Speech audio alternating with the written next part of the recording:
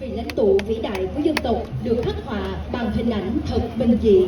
dáng cao cao, người thanh thanh, mắt như